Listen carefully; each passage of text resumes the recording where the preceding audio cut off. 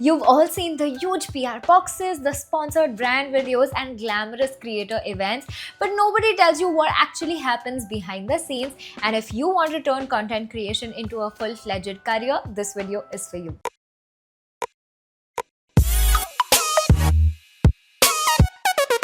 Hi guys, I'm Ashi Adani, and in today's video, I'm going to be talking about the side of content creation that nobody really talks about.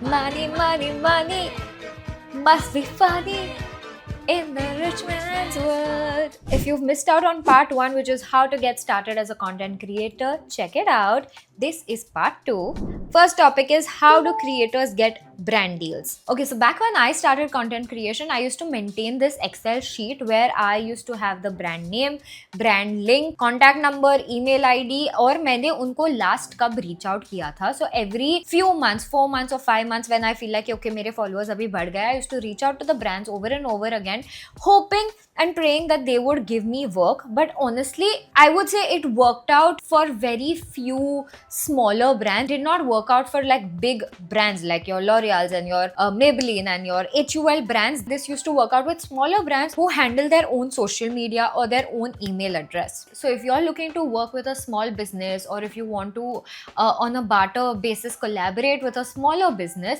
I think the best way to reach out to them is via email or via DM, whatever is available on their Instagram feed. I run a small business of my own called Intratio, and on a daily basis I must be receiving at least like 3 DM queries about wanting to collaborate with me. And trust me, so far I have not even been interested to open the person's profile because of how unprofessionally the message has come. It is just like, hi, I am this, I would like to work with your brand. In this day and age, I would send a message saying, hi, my name is this is how long I've been creating content, this is my reach, this is how many views I can get on an average video, and the way I want to collaborate with your brand is, for example, we do pajamas, so come up with a small 2-liner concept about how you would like to integrate my product in your content, in your video. And it shouldn't be like, oh, like a lazy Sunday morning routine, because वो बहुत देखे है, वो as a brand मैंने खुद बनाए हुए हैं. So think of something different. Now times have changed, you need to be thinking about each brand, what products specifically they have and what video you can make for them which will interest the brand to begin with. And don't just be like, let's work together. Like, that's not how you get a job, right? That's not how you apply for anything. So this is not going to be easy. So I feel like if you want to work with smaller businesses, this is the way to go. But when you want to work with larger brands for paid campaigns, it is very, very important to be in touch with agencies. And I feel like when an agency reaches out to you, you have the upper hand because they have reached out to you as compared to you reaching out to them. And that makes a significant difference in the way the conversation goes ahead and in the way they negotiate on commercials. So I feel like, as horrible as it sounds, if you want to work with bigger brands, you need to be patient and you need to let them reach out to you. To be noticed by the brand, what you can do is buy their product, use their product. If you see कि L'Oreal का अगर serum का campaign चल रहा है और ये सब hashtags लोग यूज कर रहे हैं, use those hashtags except the ad one, obviously. Tag the brand. If any creator has tagged the agency, tag that agency. Be noticed by the brand. Maybe they will think about you in the future campaigns. Maybe if I am a marketing manager for that campaign and I'm going through the hashtags and seeing कि कैसे videos चल रहे हैं सबके, your video will come across my page and I might want to save it for my next campaign. So that is how you get noticed. You don't need to cold email people because वो कभी paid होगा ही नहीं. If they are reaching out to you, you can be like, no, I don't want to work with you on barter. Or if you feel like कि बहुत बड़ी brand है, एक बार barter पे काम करो, you tell them, sure, we can work on barter, but the next time it will be paid. And then the next time they reach out to you again, they will be like, barter. You say, no, मैंने एक already कर लिया. This is how the video has performed and these are my commercials now. So please, you will pay me. And if they say no, don't change your word. Be open to negotiation, but don't change your word. They will eventually come back. Sooner or later, they all come back, because what happens is, if a brand has worked with me for too long or too much, they will also take a breather from me and they will look for newer faces, because मेरा audience already उनसे tap हो गया है. So they will let my audience grow. They'll give me like a 6-month cool off period. So even if I'm a brand's favorite, they will reach out to you eventually. Trust me. trust me, they will reach out to you eventually. But you need to have little bit of like self-respect. I wouldn't say arrogance. I feel like this is a people's business, so as nice as you are, people will also treat you nicely. So be very nice, be very respectful, be very professional, but you still need to be firm on your word. There are also a lot of platforms for smaller creators like Flutter. There is also something called L'Oreal Lux Club, I believe. So these are clubs and things. Wishlink also does this thing for smaller creators where they send you products, send you things to create content around, and I feel like those are good things to get started off. अगर तुम्हारे पास पैसे नहीं है, I used to save up to like buy one product from a brand to get noticed by the brand, but if you're unable to save up also, you enroll for these things and start doing a lot of barter collaborations, beg, borrow, steal from your friends, be like ye ek product de do, I'm going to review it and I'm going to send it back to you. Do things like that because I feel like that will make a difference. Now for beauty you need to use products, for hair you need to use products, but for lifestyle you don't need to use for products. You can talk about whatever you are doing in your day, in your life. For travel, you need to take a trip. You can't become a travel creator without taking a trip. So now those are investments. Whether you choose to make or not make is totally your call. But the more you travel, the more you will be recognized as a travel creator, and then the more opportunities you will get to travel for barter or paid. That's a different conversation. Now the difference between PR and collabs are paid. The brand will say ये हमारा product है, ये तुम्हारे commercials है, हमको एक reel बनाना है, ये फीचर्स कवर होने चाहिए प्रोडक्ट के. I will send a script, the brand will approve it, I will make a video, I will post the video, brand will be like okay, send invoice and insights, and then I get paid. That is a brand collab. I'm sure everybody knows how that works. But when it comes to PR, it means public relations. The brand is sending you products just to build relations with you, and if you do end up liking the product, you can or cannot post about it. But in the Indian industry, the definition is getting very blurred out these days. Everyone thinks that if they send us a product, they expect a video out of it, even if they are doing it for goodwill. I have not asked for the product, I am not committing to anything. So a lot of the times when people tell me, oh, this is the brand and I want to send you something, I understand that they deserve some visibility.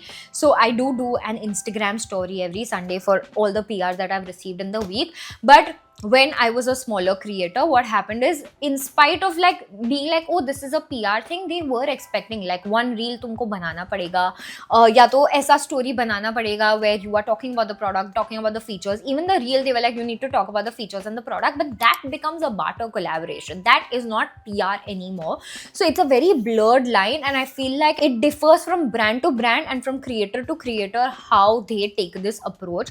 When somebody tells you, okay, I want to send you PR, you need to be very clear that, hey, I'm gonna probably post a story about it or not post about it at all if I don't like the product. If they are expecting a video, then it's a barter collab, and now it's on you as a creator. For example, if Maybelline came and told me, okay, we want to do a barter video with you, we'll send you one lip gloss. I can be like, hey, I actually won't be able to create a video for one lip gloss because it doesn't make sense. For example, if I was charging 5,000 rupees for a reel, एक lip gloss के लिए मैं reel क्यों बनाऊंगी? So you can talk to them and be like, hey, these are my commercials, but I'm really keen on working on barter, so at least 5 lip glosses or a hamper worth this much amount would be really appreciated. They can say yes and you can proceed with it. They can say no and you can still proceed with it, or you can choose to actually say no and not proceed with it. Now that is your call, which you will take brand to brand basis depending on how much you want to work with the brand, how much you want to create for the brand. The main question is, do you need huge followers to receive PR? And I would say yes, because if I am a brand and I am sending a product to someone, I am hoping and praying कि वो लोग उसके बारे में post करेंगे. But अगर वो लोग post करेंगे, it has to still make a difference to my life as a brand, right? So if someone with 1,000 followers को मैं भेजूंगी, it might or might not translate for me. But if that 1,000 follower person is making great quality content, I might send it because I can then be like, hey, I'm just going to pay you a little bit for ad rights and I want to post that video on my page. Because अगर मैं खुद as a brand वो video बनाने को away, it will cost me a lot more. Either make sure your engagement is really, really good, or your content is so good that the brand will want to send you stuff. I feel like those are the two ways to actually receive PR. And how PR lists work is very messy. I don't think anybody knows. I don't think people in PR also know how PR lists work, because they have a list that they send products to, but sometimes they feel like, hey, no, we want to change it up, we want to send it to newer people. For example, if I don't have dry skin, there is a brand which is launching a product for dry skin, वो मुझे क्यों भेजेंगे? So ऐसा नहीं है कि तुम हर product के हर PR list पे होगे. Sometimes you will be there, sometimes you will not be there at whatever stage you are. So you should not take it personally, and you should not worry too much about it, especially in the beginning. Third, and my most favorite topic, agencies, because so many people have so many questions about it, and I can talk about this at length for hours. Now, question is, what is an agency? Let's start with a very basic. An agency is someone जो आपका सारा काम handle करता है. For example, I have an agency, okay? What they do for me is, if any brand reaches out to me, I give their number, and then my business manager from the agency will talk to the brand. She'll negotiate on my commercials. They have a more negotiating power, certainly more than I do, because मैं फिर डर के कम में कर देती हूँ, but an agency person is there are hard stops for them also. So the negotiation is certainly better. Then I have a execution manager. जिनको brief मिलेगा वो मुझे brief भेजेंगे, मैं concept बना के उनको भेजूंगी. She will talk to the brand. Now if the brand has issues with the concept, or if the brand has issues with the script, it's very nice to have a manager in the middle who can fight on your behalf. Of course, for years I have done this on my own, where I've fought with the brand on my own, being like, guys, this is not right, because brands will have कि नहीं, उसने ये word ऐसे क्यों use किया, उसका ये edit हमको पसंद नहीं आया. There will always be nitty gritties in every campaign.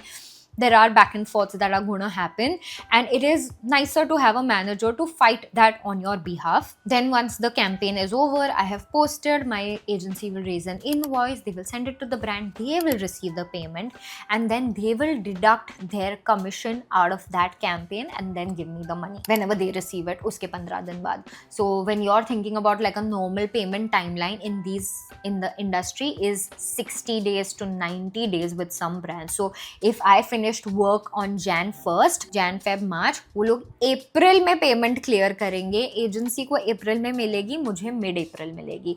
That is how an agency works. The commission roughly is anywhere between 15 to 25%. Now that is agency to agency, creator to creator. It's really depends, but they will take 15 to 25% of your income per campaign. Now, when you're joining an agency, there are certain green flags and red flags you should look at. Green flags would be that if they have an email ID on your name, you should have access to all those emails, because sometimes what happens is they tell you हमने 2 lakh का lock किया है, but they lock it with the brand for 2.5 lakhs, and then not only do they pocket the difference 50k because they are raising the invoice and उनको payment मिल रहा है, but they will also take your 20%, which happens very often, surprisingly very often. So you should make sure that you have access to all emails and all invoices. If an agency is like, no, we have our internal processes, red flag, हटा दो. Another red flag would be that they have too many content creators already, because what happens is, अगर उनके पास एक brief आता है, for example, अगर मेरे पास 100 creator है, मेरे पास एक brief आया है, I will only able to give it to 5 or 10 of my creators. I cannot give it to 100 of my creators. And what happens is sometimes agencies have biasness, which is very, very true. They have biasness and they'll keep pushing their top talent into work and they'll not give to the other creators. Before you're joining any agency, I highly recommend talking to a lot of creators who are managed by the agency to hear on their experience, because starting में तो वो तुमको बहुत मीठी बातें बोल के they onboard you, but once you are in it, it can get really rough. I'm talking from personal experience. The agency that used to manage me before this put me through all of this. They didn't give me work. There were months where I had zero money in spite of an agency, and later on I realized कि वो लोग मेरा काम जो मुझे मिलना चाहिए था वो अपने top creators को दे रहे हैं, मुझे नहीं दे रहे हैं. So there were months I made zero money. I've had multiple conversations with them being like, guys, we need to have at least minimum revenue targets and stuff like that. They were like, yeah, done, and then they never did it. But I'm seeing them do really well for other creators. Third, they used to gaslight me a lot. They used to be like, your content is not good enough, your numbers are not good enough, this, that. And as my agency, I assume that they have my best interest in their mind, and that's why they are giving me honest feedback. But it was not honest feedback, it was excuses to not give me more work or not give me any work actually. And there's this specific brand that I really wanted to work with, and I was like, guys, can we please pitch to that brand, please. And they said, no, your quality is just not good enough, you can't like, they will never work with you, is what they told me. I left the agency, I joined my current agency, and in the first month, I locked 3 collabs with that same brand. And I actually got on a call with my manager being like, hey, like, how did this happen? Because like, from what I hear, the brand didn't really like my work or like my quality or whatever. And she's like, what are you talking about? Like, they love you. There's no issues in that.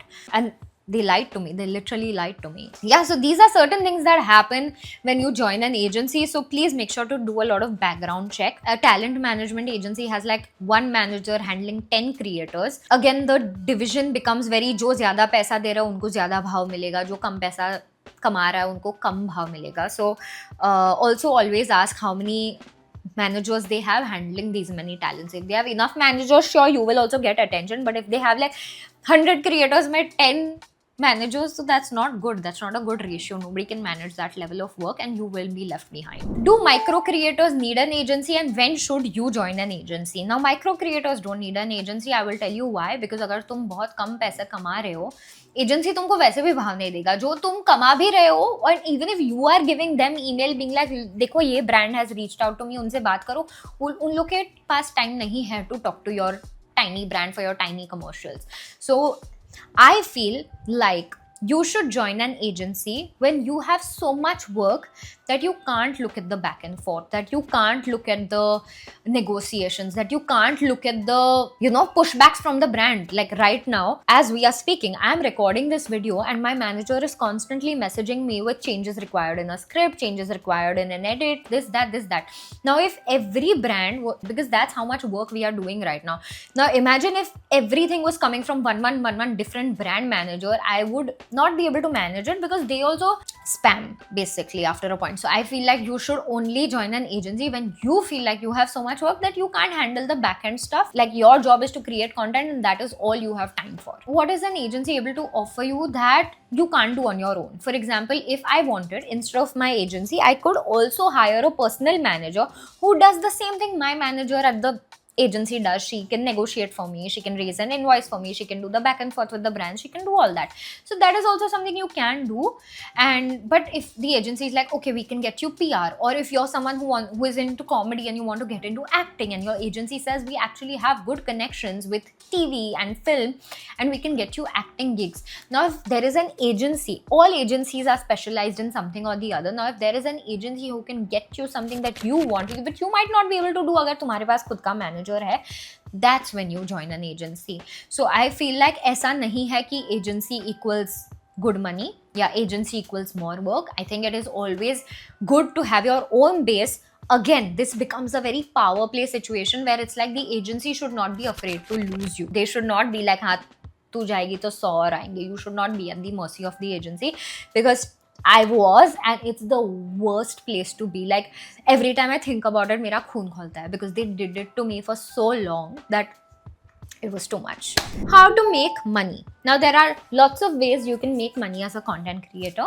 Let's start with UGC. For example, a lot of smaller creators have started UGC content. I'm sure you've heard of it. अगर तुमने थोड़ी भी research किया, you know what UGC content is. It's user generated content. So if a brand reaches out to you and they say कि आप हमको एक video बना के दो, we'll pay you less, but you don't have to post it on your page, which is great for you because your page shouldn't look like a billboard, it should look like an organic person is posting. So it's great to make like money in the beginning or as a side hustle But that will only happen if a brand sees that you're posting great quality content on your page. So if you want to become a UGC creator, you need to make sure that you're creating fab content. Next would be digital products. If you have thoda also base in any of the topics, for example, you're a beauty creator who does great makeup, you sell digital products, you can sell courses, you can sell, if you're in finance, again you can make a course, if you're in marketing you can also make a course and be like, course banane mein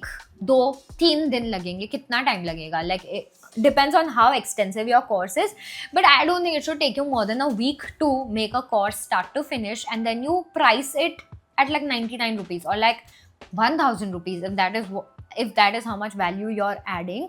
I feel like, and then you can run ads on it and get people to buy it, or you can sell it to your followers at a discounted rate. I think selling digital products is a very, very smart thing in this day and age. I also did that in COVID, by the way, when I was not making any money because of my agency and because it was COVID.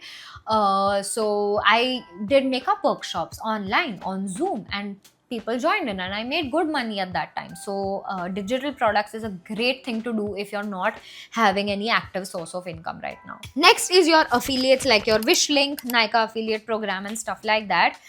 I have a mixed feeling about that, because at one point I had sold over 2-3 lakhs worth of product for Nykaa, and I don't think I made more than 10k out of it.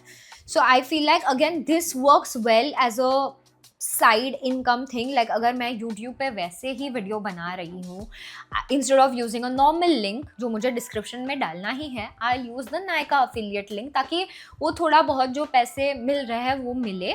I personally don't think affiliate has that much money, specially if you are starting out. Like if I am getting 1 lakh views on my video and I'm able to sell 3 lakhs का products due to those views, then I'm making 10,000. So if you're just starting out and you're like कि इतना reach भी नहीं है और इतना कुछ हो नहीं रहा है, then I don't see affiliate being a good source of income, to be very honest. Next, we've got YouTube AdSense. Again, the revenue is less, but if you're doing long form content very well and you're getting decent views, I feel like YouTube pays really well, especially now that they have a tagging feature. You can tag products directly from Nykaa, and if people are shopping, that commission also gets added to your AdSense, which is amazing. So I feel like if you are starting out and you don't want to do YouTube long form, take this as a sign. I know starting ka threshold thoda high hai, but once you cross that, I feel like it's decent money and you should be doing long form content. The biggest way to make money and the best way to make money is brand deals, because as we know, brands pay really, really well depending on their budget, depending on the campaign. ऐसा नहीं है कि all the time they have money. Sometimes they have money, they are able to pay you more. Sometimes they have less money, they're able to pay you less. It's your choice whether you want to work at that less commercials or not. Everyone's gonna ask me how much should I charge. Now that really depends on your engagement, and by engagement I don't mean views, I mean your saves, shares, comments. All that is also very, very important. But on an average, if your engagement percentage is around 6% or 5% and you are at 50,000 followers, you can easily charge 20-25,000 for a reel and probably 5,000 for a story, and then like negotiate so on and so forth. I feel a great way to find out how much you should be charging is talking to people. I know you're thinking, how do I make friends though in this industry? It is hard and it is few and far apart. But if you see someone who is at your follower base and has your level of engagement and you genuinely like their content, I feel like hit a follow button, send a message saying, hi, how are you doing? They'll be like, hi, what's up, this, that. I really like your content, and I was wondering what are the commercials that you usually charge your brands, because it would help me figure out a ballpark of how much I should be charging. I'm really confused. Please, I would appreciate if you could help me out. So I feel like having an honest and a real conversation, just not for the sake of उसके commercials मुझे पता चली. I feel like if you have a genuine and honest conversation, everybody wants to make friends in the industry. It's very lonely out here. Trust me. Everybody is open to making friends. Few bitchy people you will meet here and there, get over it. There is no way around it. But I feel like talking to people is very important, because अगर किसी को at your follower count ज़्यादा पैसे मिल रहे हैं या at your follower count कम पैसे मिल रहे हैं, you can figure where you want to be, and you want to be like kind of in the between of both of them. So I feel like it's very good to have conversations, because that will give you the real pulse of the market, because there might be months in June, July probably, where you're like shit काम ही नहीं है, you can ask around कि मिल रहा है क्या काम, and everyone's gonna be like नहीं, not so much, and that will give you peace. It will not send you into a spiral being like मुझे क्यों काम नहीं मिल रहा है, मुझे क्यों काम नहीं मिल रहा है. Look around, किसी को काम नहीं मिल रहा है, season is off, it happens. So I feel like making friends and talking and having honest conversations is very important. That brings me to my next topic, which is creator events and networking. Now first is what happens at events. Now for example, there is a average event, okay, like right now I went for a Kayali event. They were launching a perfume, so they sent me the invite. I said okay, I'll come. They said okay, this is the dress code. I said okay. I got ready, I went to the event, I met the agency who made that event happen, and lucky for me, there were 2 people from Dubai who managed the brand, and they had flown down to India for this particular event. Now I entered, and every time I enter an event, I feel very out of place unless I know someone, and at this place I didn't know anybody. So I walked in awkwardly. I met the agency person, the lady who had invited me. She came in, she introduced herself. I said hello, hi, whatever, how you doing? Oh, great event, love this, love that, this, that. Thoda small talk karna seekho.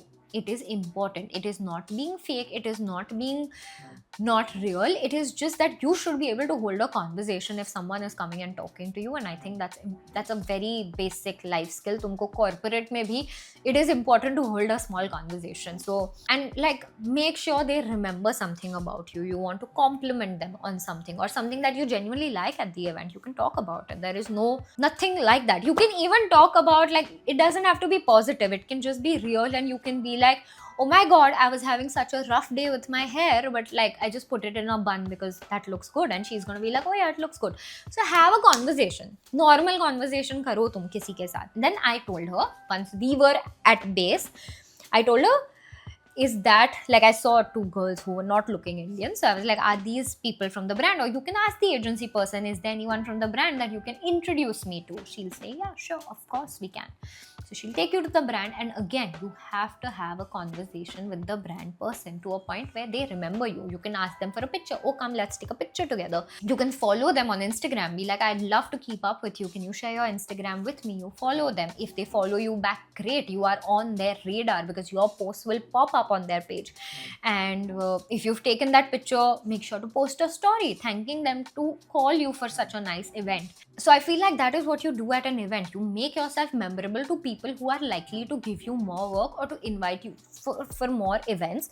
And then you will try the product, you will take photos with the product, videos with the product, whatever experience is fine. And then you will see other creators there. Now, some people you must have seen on Instagram, some people you must have seen on YouTube. Now, there have been times, I'm not gonna lie, that I've just stood awkwardly in a corner because I just didn't feel like talking to people. I was feeling very anxious, I was not feeling right. It's okay, come home quietly, it's fine, it's just fine. But agar beginning mein tumko chance mil raha hai to be in these rooms, even if you don't know anybody in the rooms, it is your job to go ahead and make sure you know people in these rooms. So if you know some content creator, okay, look them up, see what they are doing in like 2 minutes on your phone, go up to them, talk to them. Again, you will have the small talk. Oh, I follow your page, what kind of content do you do? Oh, you do beauty content, me too. What products have you been using right now? Oh, your skin looks great. Like, I feel like compliments are a great way to get people to start talking, and then eventually you can be real. Again, I'm not saying be fake and bitchy, I'm saying just be warm and nice. I feel like that genuineness, when it comes in your conversation, people will be able to sense it, and you might walk out with a friend or two. And if some people are being mean to you, you don't need to continue a conversation, neither do you need to be disheartened. It's completely okay. People are allowed to be however they want to be. You proceed and you start finding people who are like you. Creator events are very important, especially in the beginning, because that is where you network and you make long-term relations. And if you're good and if you're lucky and if you're growing on YouTube will invite you to their events, and YouTube events are something I would never miss. Like, even if it was my birthday, I would not miss a YouTube event, because the YouTube team is so nice. They make you feel so welcome, and they help. They actually give you insights into what's new at YouTube, how you can improve your content, what practices work best on YouTube, what strategies are other creators using to grow on YouTube, what are new developments in the app which can help you decide your content. And YouTube is the only platform that does it. I have been to Meta events before, but honestly it's more or less very basic information. Please don't kill me about this, but like Meta is also good only, but I really like YouTube events. I don't think anybody does events like YouTube does. So if you are growing on YouTube and you ever get a chance, grab it. Please grab it. It is a fab job. It is a very lucrative job. There is no investment. There is no capital. तुम पैसे नहीं रोक रहे हो. Without any kind of pressure, you're making videos and you're making a lot of money. Like a lot of money. And touch wood, this is one of the most easy careers out there. I will not lie, it is easy. I still get to dictate my own terms. Sometimes obviously it's the brand's way, but अगर मैं बोल रही हूँ नहीं मुझे Saturday को काम नहीं करना है, nobody can tell me you have to. And I think buying your own time and setting your own schedule is the biggest luxury to have, and it is the richest thing to do. So I feel like yes, it's great to become a creator if you are able to be patient and if you're bringing something fresh to the table. I have no doubt that you will make good money, great money. But with that comes a few downsides. हर चीज का pros and cons होता है. Cons being stability. There is no stability. Some months you will make money, some months you will not make money. It is very important कि if you become a creator, you have good financial sense. कि अगर तुम्हें पैसा आ रहा है, you don't spend it, you don't buy a car, you don't buy luxury things. Until a certain point, या तो तुम इतना invest करो. The way I look at money is that if Instagram goes away tomorrow or YouTube goes away from me tomorrow, I will have enough money to keep me for the rest of my life. That is because for the first 10 years or the first 8 years, I have not done any luxury shopping. I have not bought a car. I have not done anything because I have been saving and investing money like a crazy person, and that is my Guju upbringing, if you will.